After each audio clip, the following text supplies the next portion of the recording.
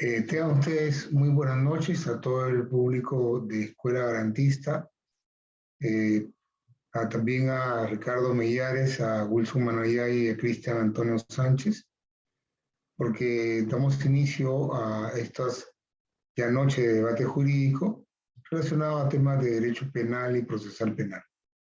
Vamos a presentar primero a nuestras personas que nos acompañan en la mesa virtual. Tenemos a doctor Wilson Manayay Sánchez, juez de investigación preparatoria de la Corte Superior de Justicia de la Libertad, abogado por la Universidad Nacional Pedro Ruiz Gallo de Lambayeque, especialista en argumentación jurídica por la Universidad de Alicante en España. En segundo término tenemos al doctor Ricardo Mellares Alvarado, abogado por la Universidad San Martín de Porres, con estudios de especialización avanzada en Derecho Penal y Procesal Penal por la Pontificia Universidad Católica del Perú, y con estudios de bases de razonamiento probatorio en la Universidad Girona, España, especialista en prueba en delitos complejos de la Universidad de Salamanca, especialista en lavado de activos, corrupción de funcionarios y derecho penal económico. El doctor, como tercer expositor esta noche, el doctor Cristian Sánchez, abogado especializado en derecho penal por la Universidad Católica Santo Toribio Mogrovejo, maestrante en ciencias penales por la Universidad San Martín de Porres, miembro del estudio del doctor Benji Espinosa. Y vamos a dejar en ese orden al doctor Wilson Manayay, quien va a disertar por 15 minutos el tema denominado la víctima en el delito de estelionato. Doctor Manayay, son las 2:08 en este 15 minutos. Muchas gracias, doctor Falla. En primer lugar, agradecer pues la invitación de Serajus para poder compartir algunos temas prácticos que normalmente surgen pues de la aplicación diaria que los operadores hacemos de la norma. Y en esta ocasión traigo un tema que de repente suena antiguo, este tema de las defraudaciones, pero muy práctico y muy venido, que de repente nos estamos olvidando. A veces mucho de los operadores y de los especialistas le dedican pues mucho a este tema de la litigación oral, pero estamos obviando temas de parte dogmática, tanto general como especial, como en este caso del delito de estelionato, que está regulado en nuestro Código Penal en el artículo 197, inciso 4. ¿Qué sucede? Sucede que ha habido pues bastante discrepancia en el sentido de que el delito de estelionato debe o no reunir las mismas características del delito de estafa, cuál es la relación que existe entre ellos y cuáles son la estructura típica de este delito de estelionato. En estos breves minutos yo trataré de dar respuesta a cada uno de ellos. Sobre lo primero, sin duda hay más uniformidad en el sentido de que tanto la estafa, que está regulado en el 196 y que tiene como estructura típica el engaño, el error, el engaño, el ardil, la astucia que lleva a cometer el error, que es el otro el elemento, y a consecuencia de ese error hay el desprendimiento patrimonial y como consecuencia de ello el perjuicio, que eso es uniforme en toda la doctrina y jurisprudencia, si esos elementos se aplican o no al tema de estelionato. Y para eso hay que ver pues si tiene relación tanto la estafa como el estelionato y qué tipo de relación. La Corte Suprema de alguna manera ha zanjado el tema y diciendo que ambos son especies del género que es el tema de las defraudaciones. Es decir, que dentro de del corazón de ambas instituciones siempre va a haber un tema de defraudación, de engaño, de fraude. De manera que es perfectamente aplicable esos elementos objetivos del tipo al delito de estelionato. Hasta ahí todo bien. Sin embargo, conforme se han ido descubriendo, específicamente, por ejemplo, en este tema de las organizaciones criminales de caso Orellana, se han venido aplicando diversos casos, o se ha tratado de subsumir en el delito de estelionato, es decir, las ventas sucesivas. ¿Qué dice el artículo 197, inciso 4 del Código Penal? Dice, aquel que vende como bienes libres o los que están en litigio, y el supuesto que me voy a referir es aquel que vende como bien propio cuando es ajeno, entonces se castiga pues en el Código Penal aquel que induce error a una determinada persona, y el error va a consistir en el engaño, en este tipo específico, en hacerse pasar como un bien propio cuando ya no lo es. ¿Correcto? Entonces la Corte Suprema en dos últimas casaciones, específicamente en la casación 461-2013 Arequipa y el recurso de nulidad 1992-2019, de repente ha llevado a error a los operadores para la aplicación y la identificación de quién es el sujeto pasivo o agraviado. En estas dos casaciones repite pues que la estructura típica del delito de estelionato puede considerarse la acción típica, ya dije, este tema de aquel que induce error mediante el engaño como bien propio cuando ya no lo es. El ejemplo clásico es A es propietario de un bien, vende a B, pero este mismo propietario A vende a C. Entonces, en este segundo supuesto, A ya no tenía esa facultad de disponer del bien. Entonces, se dice acá que aquí se habría consumado el delito de estelionato. Sin embargo, no es tan fácil así. Y ahí viene el problema, porque normalmente tanto los fiscales como los jueces vienen investigando y vienen condenando sencillamente con el simple hecho de acreditar que A vendió por segunda vez el bien que ya no era de su propiedad. Es decir, acreditan con la primera escritura y la segunda escritura, normalmente público, contrato de compra-venta, y simplemente consideran que se ha consumado el delito de estelionato. Lo cual es un error, porque como dijimos, se necesita elementos del tipo de estafa, en este caso, el error, y no solo, el engaño, y no solo un tema de engaño, pues, que no sea idóneo, como la jurisprudencia española ha hablado de un tipo de engaño bastante, ¿no? Pero iba a la estructura típica. Entonces la Corte Suprema en estas dos casaciones que he mencionado dice, sujeto pasivo, cualquier persona, sujeto pasivo, y aquí creo que ha inducido error a los operadores, porque he tenido la oportunidad de conocer casos en donde se han sentenciado a personas por el delito de estelionato, indicando pues que A vendió el bien a B, y luego A mismo vendió al bien a C, y A denuncia tanto a A como a B, perdón, a C, indicando que incluso han hecho una venta simulada y lo han condenado por delito de estelionato y lo han considerado como agraviado a B, cuando en realidad considero que es un error. Pero ¿qué dice la Corte Suprema? Dice, sujeto pasivo, en principio, es el comprador del bien de quien participó en la celebración del contrato de compraventa,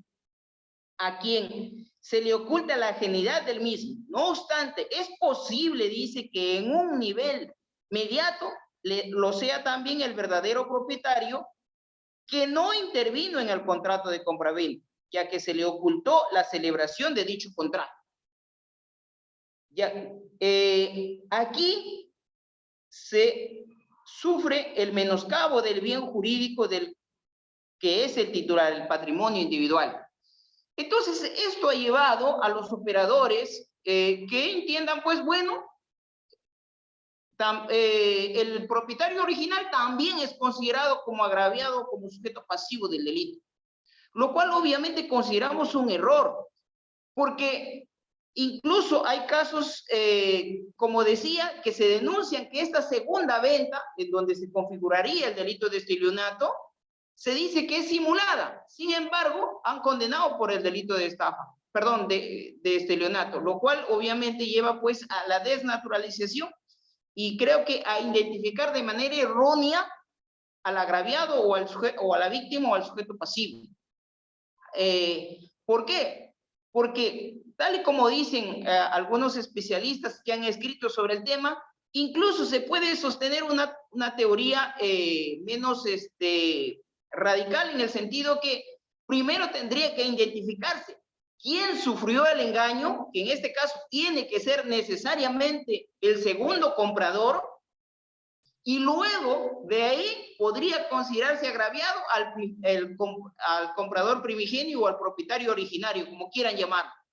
De manera que lo que no se puede hacer es no identificar el núcleo duro del delito de estelionato, es decir, aquel que sufre el engaño y a consecuencia de ello se ve perjudicado, y considerar y saltarse esa estructura típica del delito y saltarse de frente, considerar que porque simple hecho que hay dos ventas, el agraviado o el sujeto pasivo va a ser el originario primigenio. Esto definitivamente es un problema que debe mejorarse. De ninguna manera se puede considerar agraviado solo porque sencillamente pues sería agraviado. Ojo, con eso no quiero decir, porque muchos sostienen, pero ¿cómo va a ser posible si fulano de tal vendió primero y luego vendió por segundo y esto va a quedar impune? No es así. La parte especial te da respuestas para, de alguna manera, considerar, aparte, obviamente, de la legislación extra penal, que en este caso es la legislación civil para anular cualquier tipo de contrato y donde se te pueda indemnizar. Además están los delitos contra la fe pública, específicamente falsedad ideológica, por ejemplo, porque obviamente el que vende por segunda vez diciendo que es propietario cuando ya no lo es, cuando ya no tenía esa facultad de enajenación o de disposición del bien, definitivamente pues podría incurrir en un delito contra la fe pública, pero de ninguna manera podría considerarse que se ha configurado el delito de estelionato. Creo que es una mala práctica que debe hacerse una mejor interpretación y la Corte Suprema debería, yo creo que aclarar ese tema. Hay artículos interesantes que han hecho esta interpretación y que no se desnaturalice, de lo contrario, pues tendría serias afectaciones al este tema de las transferencias que se hacen. Y ojo, para concluir ya, no hay que perder de vista, el delito de estelionato tiene necesariamente que llevar un tema de engaño, no solo cualquier tipo de engaño, sino un engaño idóneo que permita incurrir en error. Porque de lo contrario, por ejemplo, la venta de bien ajeno está regulado en el Código Civil. Existe una figura de solución en el Código Civil. De manera que no es como a veces los fiscales y los jueces venimos aplicándola, no, se ha dado doble venta, por lo tanto ya automáticamente configura el delito de estelionato. Hay que tener mucho cuidado, yo creo que eso es ir unificando criterios que a veces hasta la propia Corte Suprema pues nos puede llevar a error, aunque la Corte Suprema en este caso concreto, ya para terminar, que se trataba de una señora que compró un bien, que compró un departamento en cuotas, en 4 cuotas, y que luego que terminara de pagar la cuarta cuota se le iba a hacer traspaso del bien. Sin embargo, la señora no pagó todas las cuotas y la empresa que le vendió el departamento lo hipotecó a una tercera persona. Y miren, la señora denuncia delito de estelionato. Dice, ese bien ya era mío y sin embargo la empresa lo ha hipotecado al banco. En primera y segunda instancia, en primera instancia la sala condena por el delito de estelionato y le dice efectivamente, aquí se configura el delito de estelionato. Llega a la Corte Suprema, a pesar de esta posibilidad de que considera que de manera indirecta podría considerarse al propietario originario como perjudicado, la Corte Suprema dice no. En todo caso, quien podría haber sido engañado es el banco, porque finalmente el banco dio el crédito en garantía del bien, cuando ya se suponía que esta empresa que le había vendido a la señora que denunció ya no era propietario. Y le dice, acá no hay ningún tipo de engaño, por lo tanto, absolución. Pero, como vuelvo a repetir, estas dos jurisprudencias que he mencionado ha llevado a errores que considero yo debe rectificarse para una interpretación correcta y no desnaturalizar el tipo penal del delito de estelionato. Hasta ahí sería mi primera participación. Creo que he cumplido con el tiempo. Muchas gracias, doctor Manayaye, por respeto escrupuloso del tiempo. Interesante resaltar que creo que la dogmática penal, la teoría del delito nos abre muchos campos para poder analizar correctamente algunas figuras y no llevar todo pues al campo penal y no terminar procesando a quien no debe. Creo que la dogmática nos hace discriminar quiénes deben ir o no al sistema de justicia penal y nuestras agencias. Yo una vez comentaba que lamentablemente hasta ahora no se ha hecho un análisis de cuánto cuesta un caso penal para poder en algún momento identificar responsabilidades en los operadores, sean abogados defensores, sean fiscales, o sea, jueces. Bien, nos toca el tema con el doctor Ricardo Millares. Él va a desarrollar el tema vinculado a si el juez penal tiene el poder de excluir al abogado particular. Doctor Millares, son las 8:23, tenemos 15 minutos, podemos empezar. Bueno, antes que todo, agradecer a la Escuela Garantista, agradecer al doctor Falla, ¿no?, por la invitación, agradecer a los panelistas, al doctor Wilson Manayaye y el doctor Cristian, ¿no?, por estar esta noche jurídica, ¿no?, después de una larga jornada de trabajo. Doctor, yo solo voy a compartir una diapositiva para hacerlo rápido, por favor. Por favor, han inhabilitado ese tema, si podrían. Víctor, ¿nos ayuda, por favor? Ya, El Zoom. Y ahora sí. ¿Se puede visualizar? Sí, ¿no?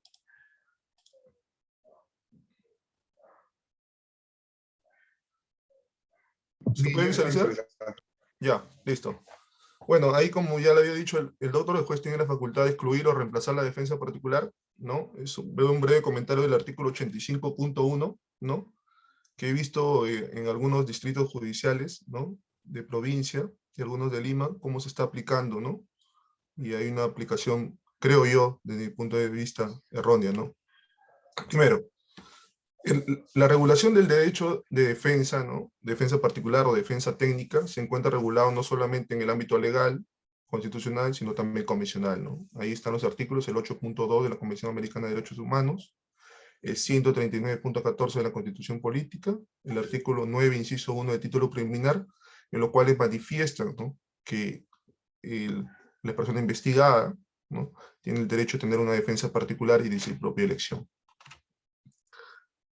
Sin embargo, existe una excepción, ¿no? Una excepción que, como todos ya sabemos, los derechos fundamentales solo pueden ser limitados por ley. Y el artículo 85.1 manifiesta, ¿no?, que existe una posibilidad para poder excluir al abogado de elección, ¿no?, cuando la instalación de las audiencias tiene carácter inaplazable, ¿no?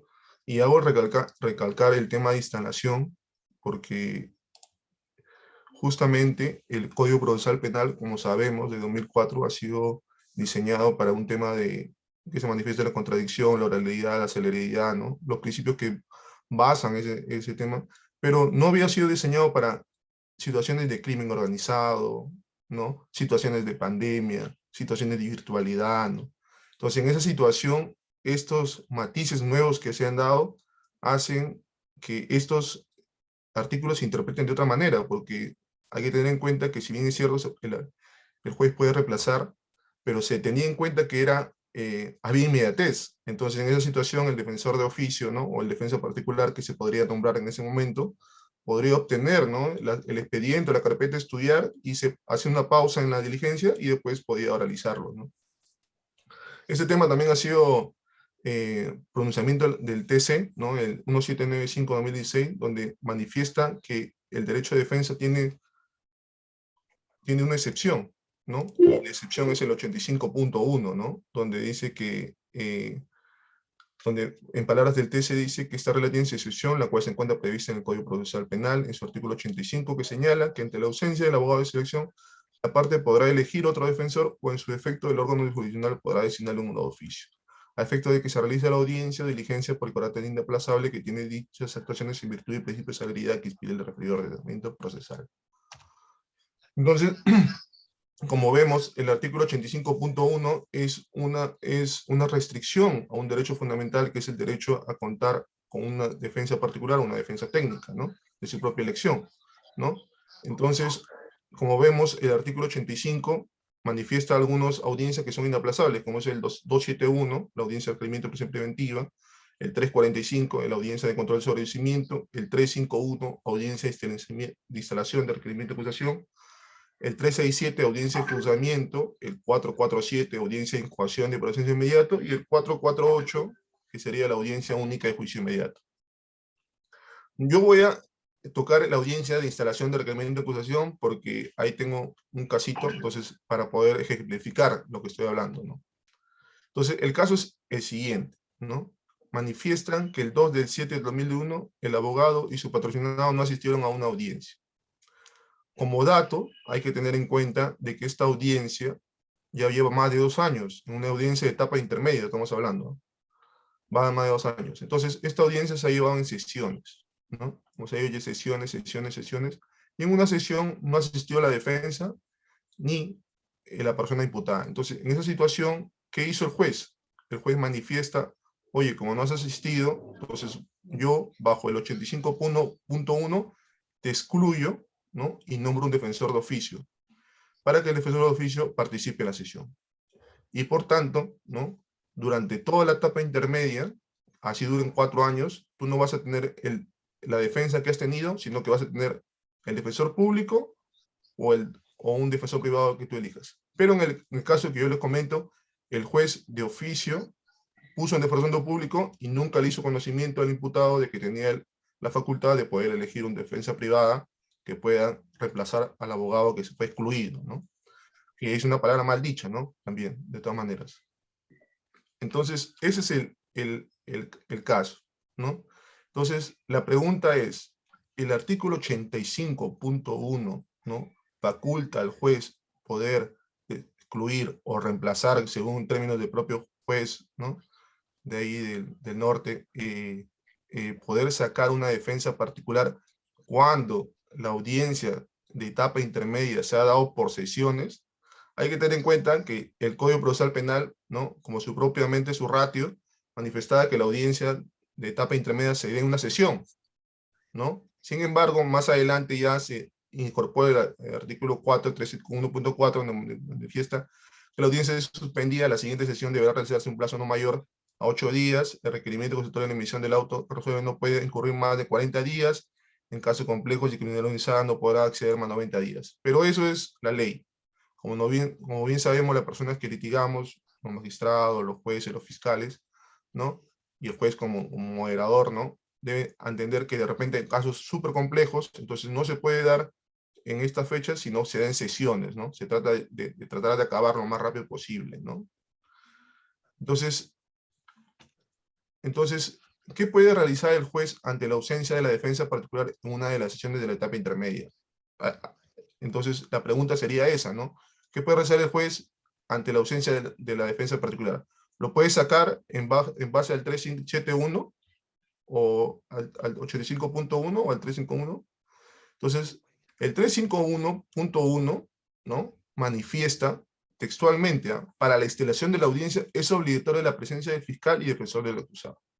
Es decir, que para la instalación de la audiencia de la etapa intermedia, necesariamente, por ley, tienen que estar presentes esta parte. Pero ¿qué pasa cuando se desnaturaliza este tema y ya no se da en instalación, en una audiencia, sino se da en sesiones?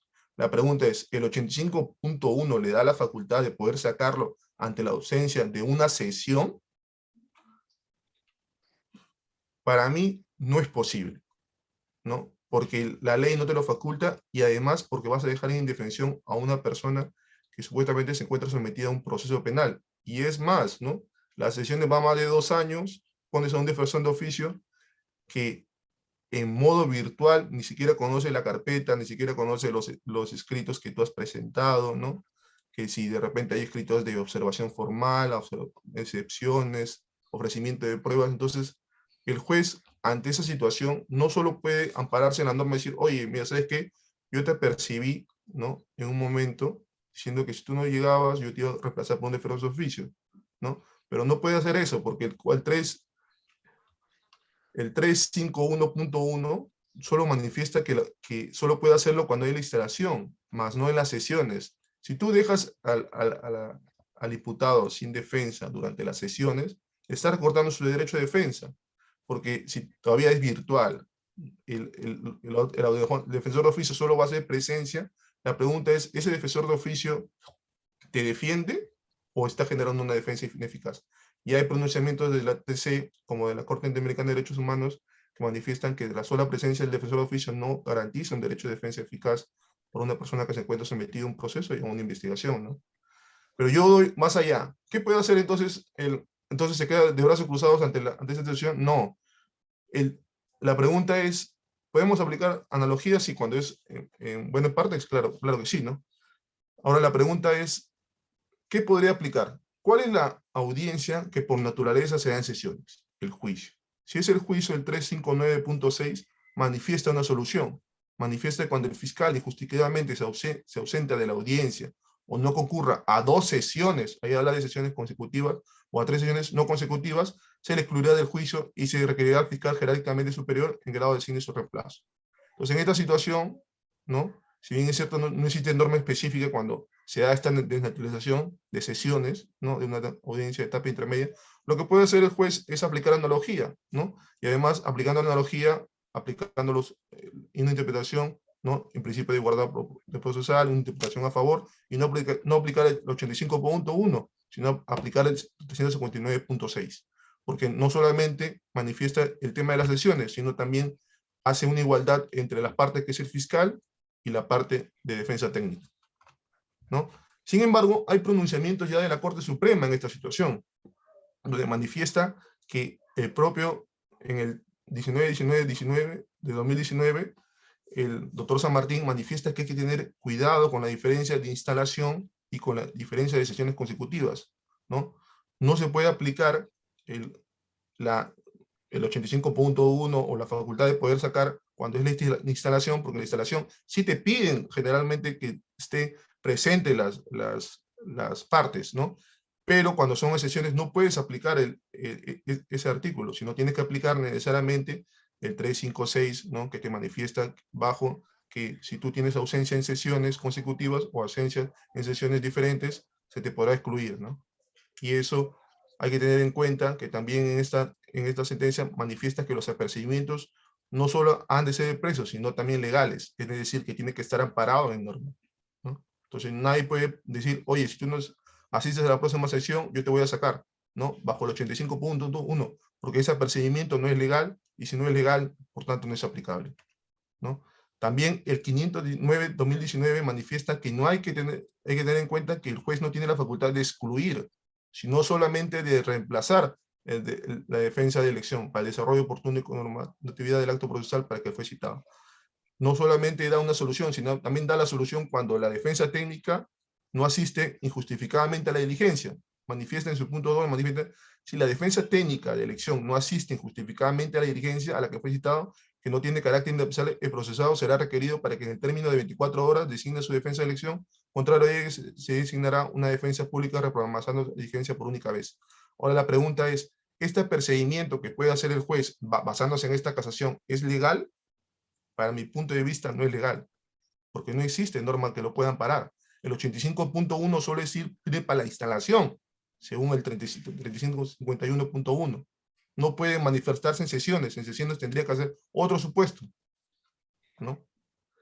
Y como ya había dicho, el juez de investigación probatoria, tanto el juez como los especialistas deben manifestar que ante una instalación, supongamos que se dé la defensa de un defensor de oficio, se tiene que advertir si este defensor de oficio tiene conocimiento de la carpeta, hay escritos por oralizar o no, y si este defensor de oficio puede hacer esta situación, porque después son defensores de oficio de Lima, y el juicio se está llevando de repente, o la audiencia de requerimiento se está llevando en Loreto.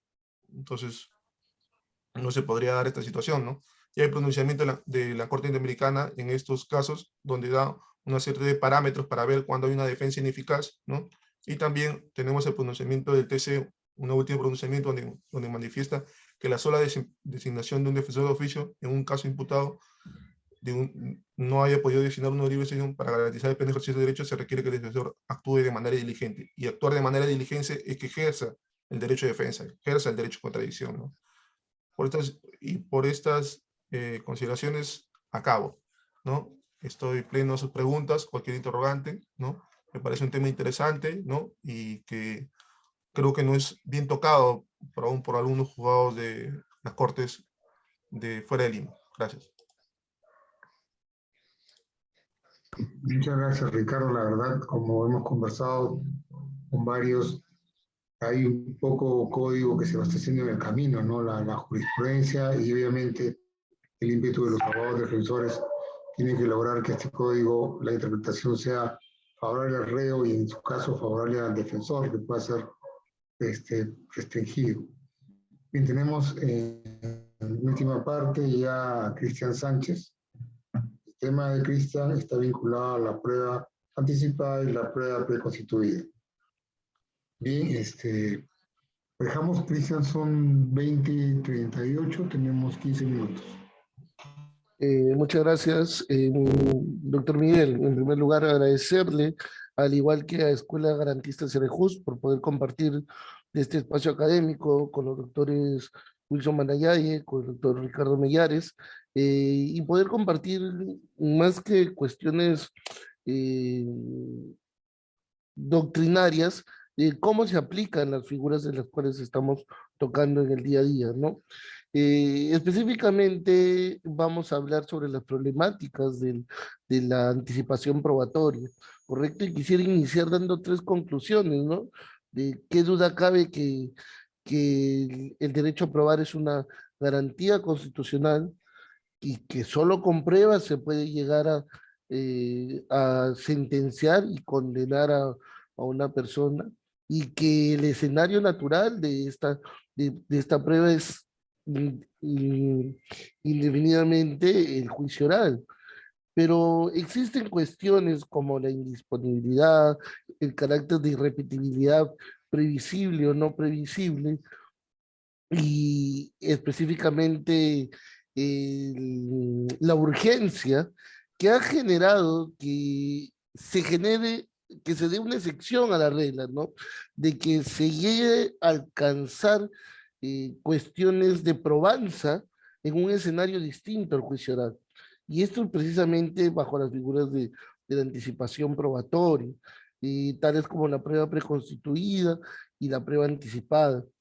Respecto de la prueba preconstituida, si bien nuestro Código Procesal Penal no ha generado una definición en concreto, ¿correcto? Como sí pasa con la prueba anticipada, sí podemos tener o encontrar referencias a ellas, por ejemplo, en el artículo 325 y su remisión a partir de ella en el artículo 425, si la memoria no me falla, del Código Procesal Penal. Entonces ya podemos tener alcances de lo que es objeto de probanza respecto a la prueba preconstituida. Y efectivamente hay que dejar como un primer alcance sentado ya, que la prueba preconstituida está dirigida para específicamente perennizar actos en concreto y no necesariamente prueba, porque como señala el profesor San Martín Castro, la prueba preconstituida viene a ser no necesariamente pruebas, sino actos de investigación que alcanzan anticipadamente un valor probatorio, ¿correcto? Entonces, a partir de ello, podríamos entender que la prueba preconstituida está dirigida a perennizar actos que por su propia naturaleza a futuro en el juicio oral no podrían reproducirse como tal. El claro ejemplo de las pruebas preconstituidas está dirigido a las pruebas que derivan de fuente material o documental. No confundamos, y esto debe quedar muy claro y sentado, que las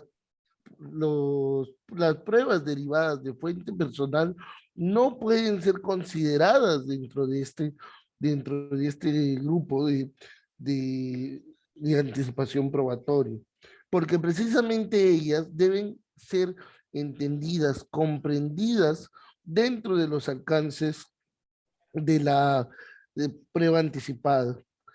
La prueba anticipada, que no es más que la celebración de actos de prueba igualmente en un escenario distinto del juicio oral, es la materialización del principio de contradicción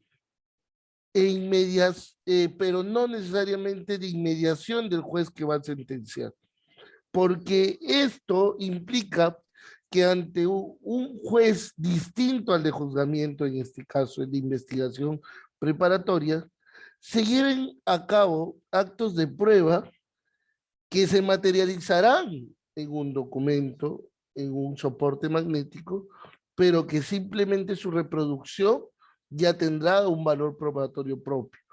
Y por tal, sin su actuación en el plenario, generará convicción como tal. Ustedes en este caso entenderán y comprenderán de que estas distinciones entre las fuentes que derivan, de donde derivan estas dos figuras procesales, es necesaria realizarlas y dejarlas sentadas, porque a partir de esto podremos nosotros determinar límites intrínsecos y extrínsecos de la prueba, ¿correcto? Y los límites intrínsecos creo que no podríamos cuestionar, ¿no? De que todo medio de prueba con vocación probatoria está dirigido bajo una pertinencia, utilidad y conducencia o idoneidad. Sin embargo, cuando hablamos ya de los límites extrínsecos, es donde viene el problema. Y específicamente sobre la licitud de la prueba. Y el caso en concreto que traigo a colación es el derivado de la regulación propia de la ley 30364, en su artículo 19, que primigeniamente trataba a la entrevista única en Cámara Gesell como prueba preconstituida. Y luego a través de la modificación en el decreto legislativo 1386, varió y se le dio el tratamiento ya de prueba anticipada. ¿Y qué trajo a colación ello? Es que acaso no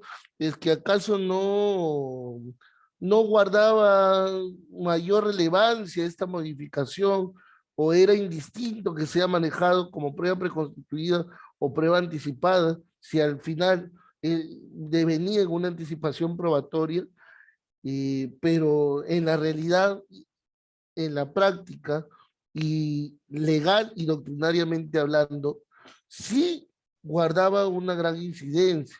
En primer lugar, porque la entrevista única, entiéndase, el interrogatorio en condiciones especiales de una niña, de una víctima de violencia familiar o de alguna agresión sexual, no es más que una fuente personal.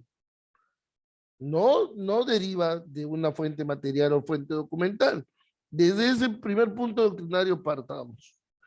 En segundo término, se garantizaba, como venía haciéndose tomadas las entrevistas únicas en Cámara Gesell, solo a cargo del fiscal a cargo de la investigación, se garantizaba el principio de contradicción en estas materializaciones o en estas formas de llevar a cabo dicho acto de prueba.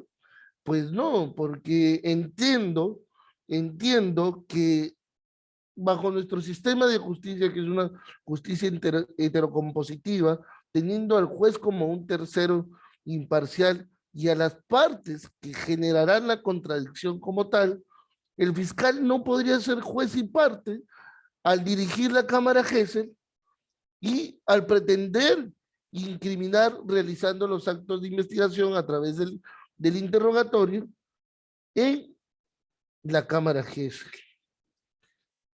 Entonces, ¿qué nos trajo ello a partir de la modificación de la ley 30364, de que sea tratada la Cámara Gesell como prueba anticipada, ya correctamente. Pero esto a su vez no fue de recibo por todos los operadores de justicia, de nuestro sistema jurídico, donde seguían llevándose a cabo diligencias de entrevista única en Cámara Gesell como prueba preconstituida, es decir, con la sola presencia del fiscal. La razón o fundamentación, no, es un acto urgente, inaplazable. Hay que perennizar, hay que materializar la versión de la víctima. ¿Afectación a la legalidad procesal? Por supuesto. ¿Afectación a partir de esta afectación a la legalidad procesal a la licitud de la prueba? Consideramos que sí, porque esta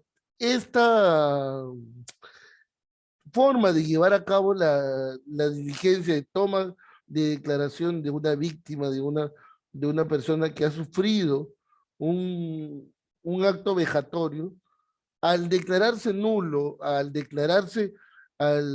invalidarse como tal, no haría más que contravenir el propio sentido de la ley, que era precisamente la no revictimización de la víctima. Entonces, a partir de esto podríamos concluir que la Cámara Gesell, que ha sido tomada como prueba preconstituida, no solo debe excluirse como tal, pero ahora vayamos a su aplicación ya en el juzgamiento. Ya hemos dicho que adquiere la condición de acto de prueba. ¿Cómo se cuestiona en el juicio oral? ¿Se puede pedir acaso un reexamen?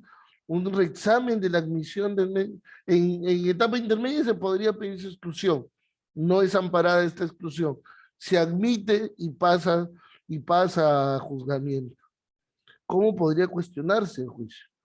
Bajo los alcances del artículo 154, numeral 4, se podría solicitar un reexamen, pero adicionalmente a ello, en caso no sea amparado y en caso sea actuado, porque es criterio de algunos juzgadores, me ha pasado y por eso lo traigo a colación, es que conforme a los alcances del artículo 159, concordado con el artículo 242, esta prueba, si bien es actuada, no sea merituada.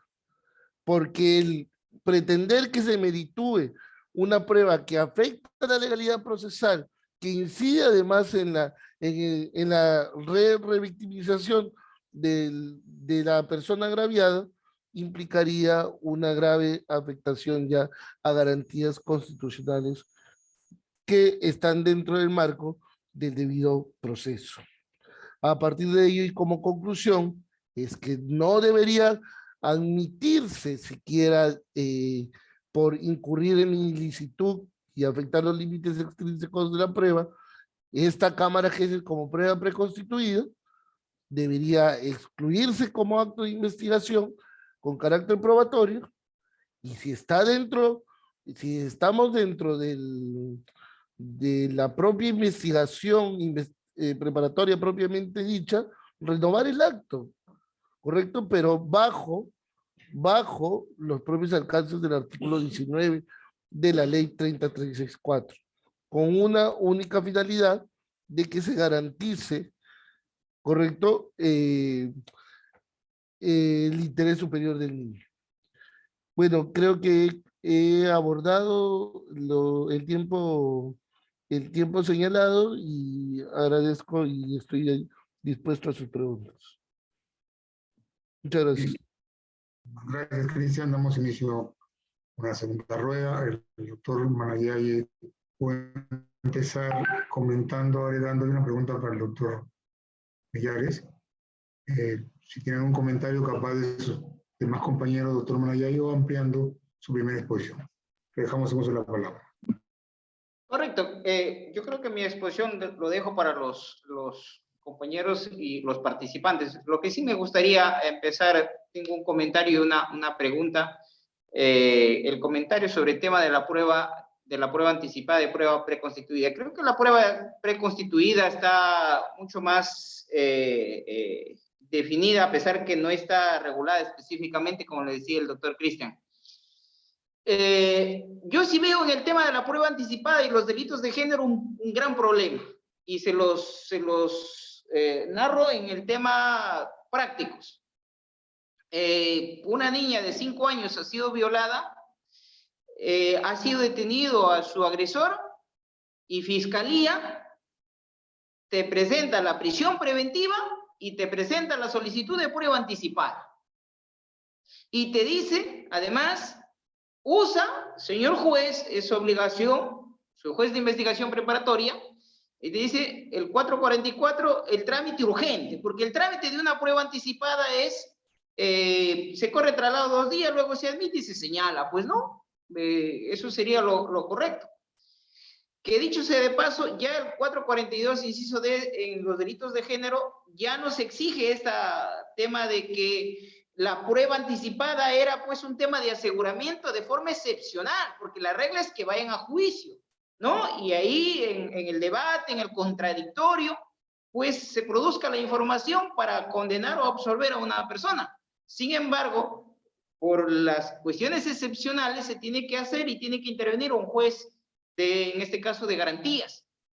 Pero acá en estos temas ahora tienen al detenido, tienen al imputado y la fiscalía te dice, no puedo tomarle manifestación, tenemos que resolver la situación del imputado, pero yo no puedo sacar información, así que, señor juez, tiene que usted practicar la prueba anticipada antes que se realice la audiencia de prisión preventiva. Entonces viene ahí un gran dilema sobre el tema del respeto o no del derecho de defensa, porque la norma dice incluso que si no hubiera abogado defensor particular, pues se tendría que llevar a cabo con el tema de defensor público. Y la verdad, yo practico audiencias y he visto audiencias y lamentablemente debo reconocerlo, no hay contradicción en estas audiencias de prueba anticipada que finalmente se van a repetir a juicio y que de repente van a sustentar mayormente un tema de cadena perpetua. Entonces, ante la gravedad de la pena, pues se necesitan más garantías a efectos de tener una sentencia justa.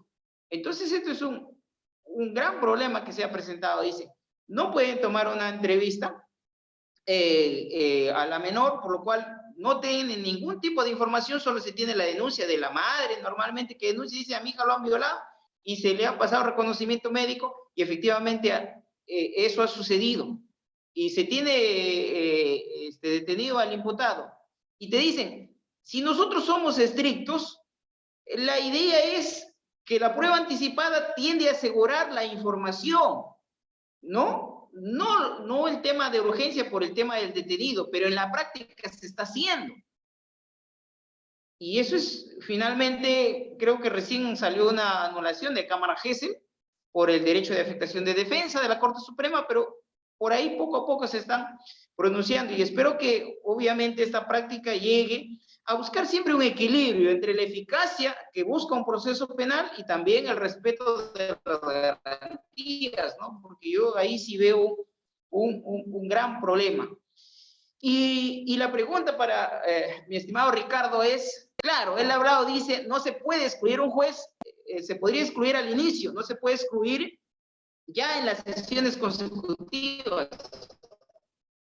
La pregunta que yo le hago es, ¿qué sucede si en esas sucesiones, esas sesiones sucesivas, el juez advierte que el abogado no está haciendo una defensa eficaz? ¿Ah? O sea, se está acreditando que se está dejando en indefensión. ¿Qué tiene que hacer el juez ahí? Dejarlo que, bueno, es su abogado de libre elección y el imputado muchas veces dice, sí, es mi abogado, lo dejo. Pero tú como juez adviertes que efectivamente hay cosas que debe decir, hay cosas, tiene que conocer el derecho porque muchas veces las defensas, obviamente, se le va conociendo por los pedidos que plantean y uno va diciendo, pues bueno, acá al abogado le falta preparación, falta dominio de derecho procesal, derecho material, no está haciendo una defensa eficaz. Y ya está en sus sesiones, hay que dejarlo porque sencillamente no habría norma.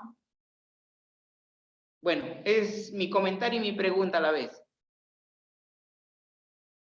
Gracias, doctor Manayay. Yo creo que estos problemas que generan la prueba anticipada, la prueba preconstituida, parece que hay una modificación legislativa en el Código Procesal Penal en Chile para tratar de salvar esto. Creo que hay una entrevista investigativa, no sé cómo se recuerda, no sé cómo se llama específicamente. Bueno, pero dejamos al doctor Meyares, que tiene una pregunta también vinculada a poder resumir cómo el juez puede excluir a la defensa particular en base al artículo 85, y además la pregunta hecha por el doctor Manayay.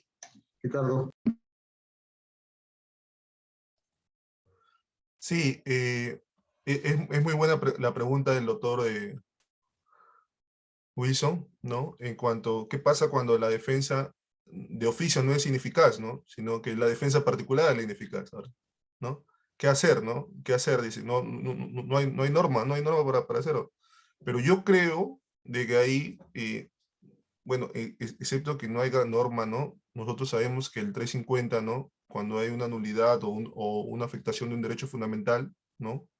Sí se puede realizar, ya la Corte Suprema ha manifestado algunos presupuestos en cuanto a una defensa particular incurre en defensa ineficaz, ¿no? Entonces, lo que sí debería hacerse como previo, antes de poder sacar una defensa particular, que, bueno, yo creo que no podría darse de frente por un juez, lo que sí debería hacer es hablar la persona imputada, ¿no? El juez como tutelar del derecho de defensa, ¿no? Y de la garantía de los derechos constitucionales de una persona que se encuentra sometida a un proceso de una investigación, le debe hablar a él y debe decirle, bueno, señor, ¿sabe qué? Su abogado no ha planteado esto, no ha planteado lo otro, no ha planteado esto, no ha planteado lo otro. Entonces, eso es como primer paso, ¿no? Entonces, esto es manifiestamente un claro ejemplo de una defensa ineficaz. Entonces, la pregunta es, ¿usted, ¿no? ¿Va a seguir con la defensa? Yo creo que ese sería el primer paso, ¿no? Entonces, ante esa situación, lo que debería hacer el señor es optar por otra defensa o, de lo contrario, poner una defensa de oficio, ¿no? En esa situación sería el primer paso. En cuanto a lo del doctor, yo tengo una pregunta para el doctor. En cuanto al tema de estelionato, ¿no? El tema de estelionato manifiesta, se vende o graba como bienes libres lo que son litigiosos, está embargados o grabados, y cuando se vende, graba o arrienda como propio los bienes ajenos. Ahí tengo una consulta. ¿Qué pasa? ¿No? Porque, como bien ha dicho el doctor, yo he visto casos, ¿no? Bueno, hay también casos en la jurisprudencia sobre el tema de falsedad ideológica.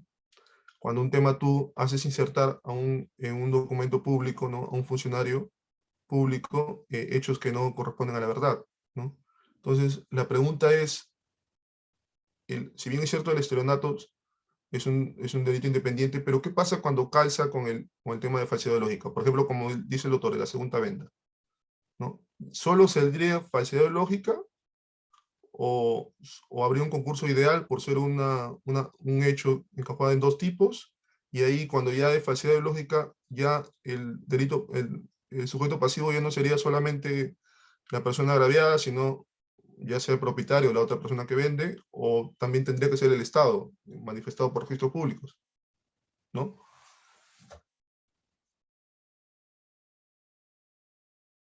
Gracias, Ricardo. Eso nos obliga a tener una última ronda.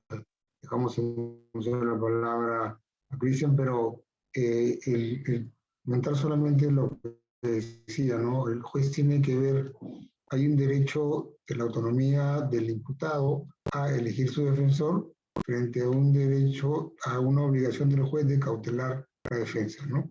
Entonces, por lo tanto, creo que el debate sigue abierto. Incluso en algunos eventos pasados hemos tenido ver si el fiscal puede retirar al defensor manifiestamente ineficaz.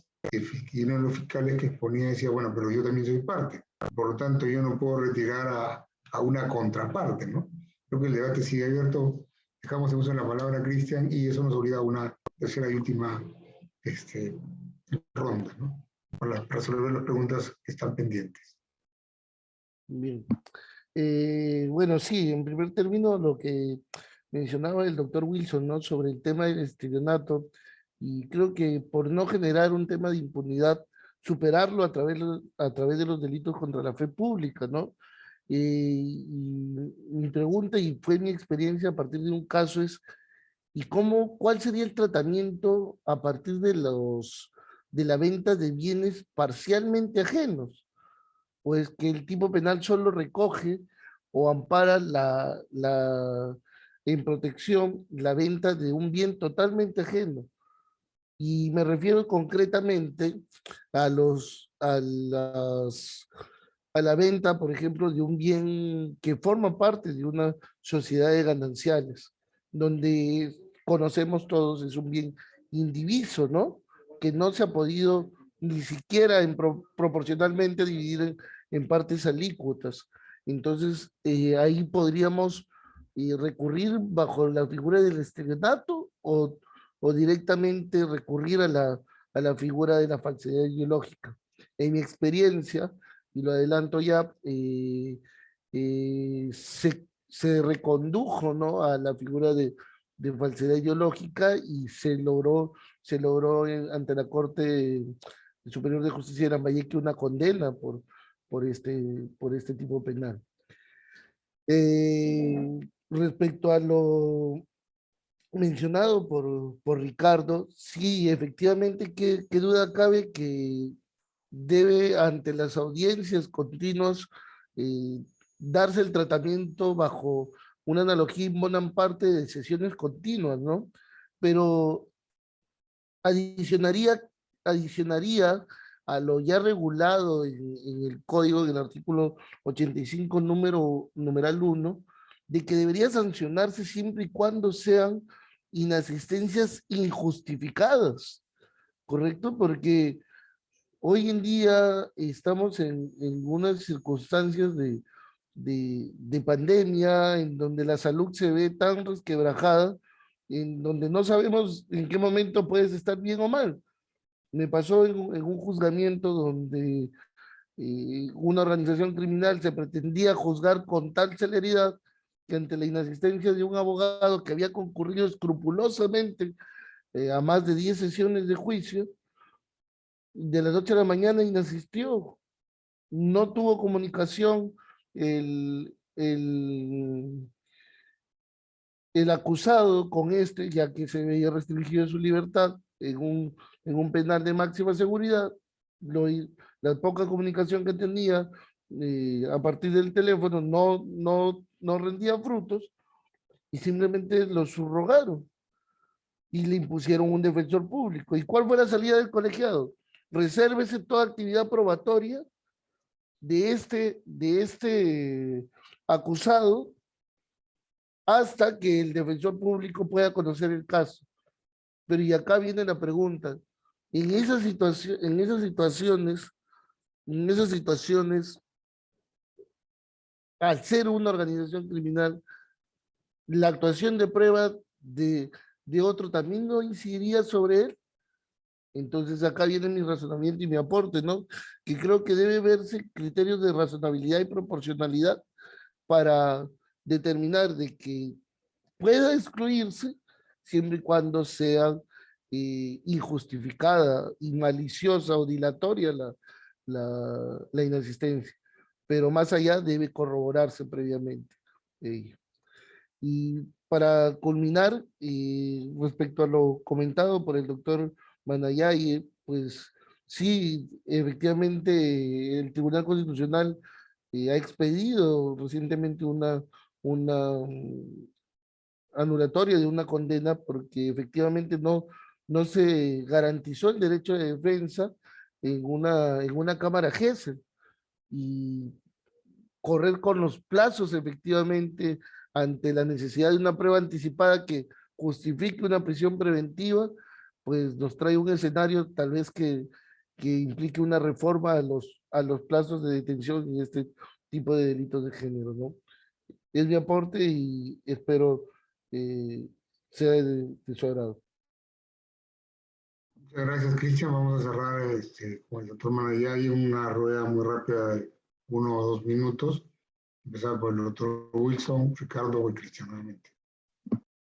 Muchas gracias, doctor Falla. Sí, contestando a la pregunta del doctor Ricardo, efectivamente, puede existir un concurso ideal si una sola acción genera vulneración de dos normas jurídicas, en este caso del delito de estelionato y el tema de la falsedad ideológica, pues aquel que inserte información falsa en instrumento público, ¿no? Y que posteriormente también en este tema, si se identifica como agraviados, en el tema de estelionato al comprador de buena fe, también registros públicos podría ser incluido como agraviado porque obviamente lo utilizan para la inscripción ahí a registros públicos, ¿no?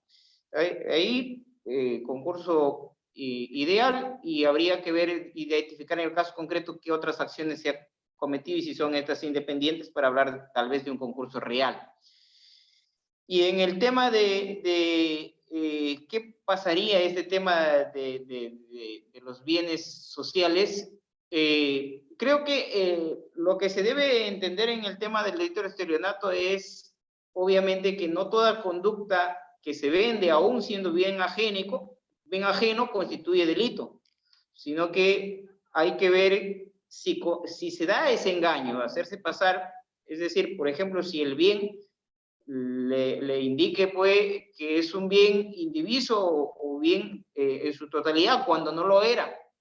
Y ahora no solamente tiene que ser una simple versión del vendedor que le diga, bueno, es mi bien propio, sino que además también ahí viene ya la imputación objetiva en el sentido del deber de información que tiene que tener la víctima, ¿no?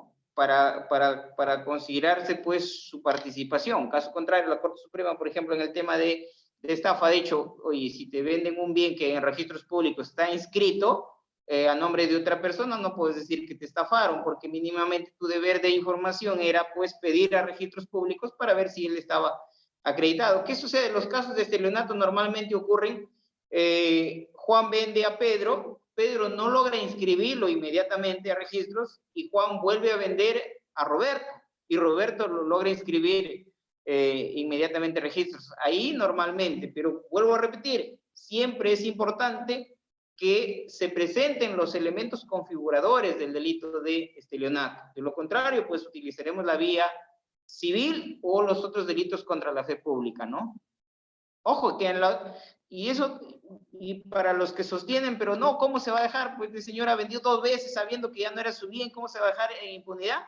El tema es que lo que pasa es que los civiles no ven que de repente puede recibir una buena indemnización, mucho mejor que la vía penal, sino que a veces creen que lo penal es lo más rápido y lo más gratuito y lo menos costoso, ¿no? Bien. Esto sería, y muchas gracias por la invitación y la verdad que me ha gusto compartir estas ideas. Sí, yo, doctor Falla. Sí, yo para comentar sobre lo que dijo el Cristian, bueno, yo había manifestado, ¿no? Sí, que es muy bueno la referencia del tema de ponderar, ¿no? O aplicar razonabilidad en cuanto a la exclusión, ¿no? Si hay un tema justificado. Yo le cuento un caso que tuve en Iquitos. Un señor no fue a una audiencia, ¿no? Lo excluyeron, el 85.1, y después de 2 semanas se supo que había muerto de COVID. Entonces, y nunca le habían avisado a su defensa que le habían excluido y le habían nombrado un defensa de oficio, ¿no? Entonces, me dejo entender, ¿no? Entonces, hay que tener en cuenta que el proceso penal, ya hay pronunciamiento de la Corte Suprema, ¿no? Que nuestro proceso penal se debe entender desde el punto de vista epistémico, ¿no? Que el finalidad del proceso no es una verdad material, una verdad procesal, ¿no?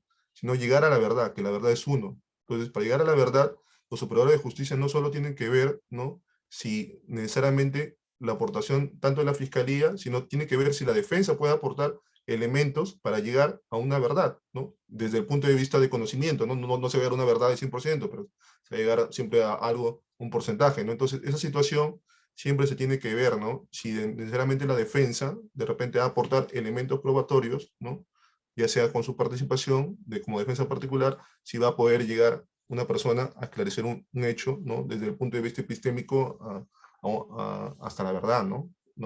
Entonces, en esa situación, ¿no? Yo creo que siempre se debe ponderar, ¿no? Si de repente excluir a una persona para nombrar un defensor de oficio o excluir a una persona, ¿no? Le va a afectar o va a tomar más tiempo para llevar una audiencia, ¿no?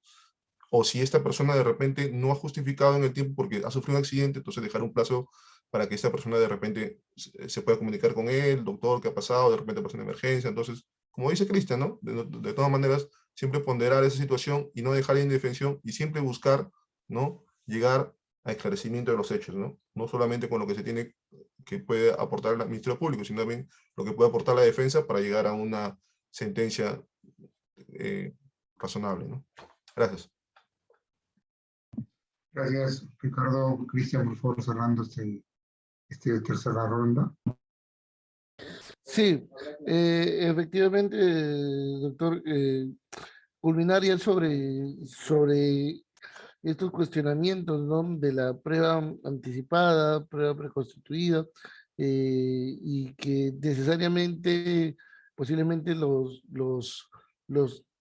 las regulaciones en concreto pues, de los delitos de género, como mencionaba el doctor Wilson Manayay, nos ha traído consigo algunas problemáticas procesales que seguramente requerirán alguna especificación jurisprudencial para poder allanar cualquier tipo de obstáculo y cualquier tipo de afectación a derechos y garantías constitucionales. Agradecer nuevamente a los organizadores por la cordial invitación, a los ponentes, el doctor Manayay, el doctor Mellares, por esta magnífica noche académica y espero poderlos ver pronto. Muchas gracias. Muchas gracias. Yo antes de cerrar, a nombre de Escuela Garantista, quiero invitarles mañana a las 4 de la tarde a un conversatorio sobre virtualidad post-pandemia y el sistema de justicia. Con motivo de la pandemia, como saben, todo fue cerrado, ¿no? Esta inmovilización social que se produjo, y el sistema de justicia lo que se inventó fue utilizar herramientas que no se usaban antes, ¿no? O sea, yo por lo menos recuerdo que hace más de 10 años, por lo menos el doctor Lama venía hablando de expediente electrónico, no lo hemos conseguido todavía. Por eso hemos invitado en varias sesiones, ¿no? Hemos invitado primero a Mario Ruiz de la Corte Suprema de Chile, jefe del Departamento de Innovación. Está Ricardo Len Pastor, un abogado que también ve el ámbito civil, y el fiscal adjunto supremo, el doctor García Chinchay. Y seguramente partes que van a seguir avanzando y viendo, porque qué va a pasar después que todo, entre comillas, se normalice. Se hablan de que hay varias pandemias que pueden seguir viniendo, el cambio climático está llegando y está causando una serie de problemas. El papel, cuánto papel se ha ahorrado, y lo cual el sistema de justicia tiene que ser amigable. Entonces vamos a retroceder a hace 2 años, antes de la pandemia, al 16 de marzo del 2020. Entonces todo esto va a estar en debate y creo que nos interesa a todos. Yo les comparto esto mañana a las 4 de la tarde en Facebook. Estamos tratando de animar los titulares de los sistemas de justicia penal para que nos puedan acompañar, porque va a ser sumamente importante también su aporte, ¿no? En verdad, todo esto está en debate y por más que nos hemos quejado muchos o se han quejado otros de que no es igual, pero esta ha sido la forma de alcanzar más rápido la inmediación, ¿no? No había otra forma, si no era continuar o morir, capaz, y íbamos todos a las audiencias. Bien, agradecerles por último al doctor Wilson Manayay, al doctor Ricardo Mellares y al doctor Cristian Sánchez por su valioso aporte. Creo que Escuela Garantista de esta forma logra que jóvenes valores en el derecho penal puedan ser conocidos, pero además se debatan sobre temas urgentes, ¿no? El Código Procesal Penal, que ha sido uno de los temas, todavía está en vigencia, en movimiento, en debate, jurisprudencial sobre todo, pero también evitar lo que decían algunos, que no es Código Procesal Penal Libertad, Código Procesal Penal Lambayeque, Código Procesal Penal Lima, sino que tengamos un código unificado. Muchas gracias, tengan ustedes muy buenas noches. Un gusto. haberlo escuchado y visto. Hasta luego. Gracias. Hasta luego, Gracias, buenas doctor Falla. noches. Nos vemos. Buenas Hasta noches. luego, Gracias, buenas noches a todos. Hasta luego, doctor. Noche, hasta luego.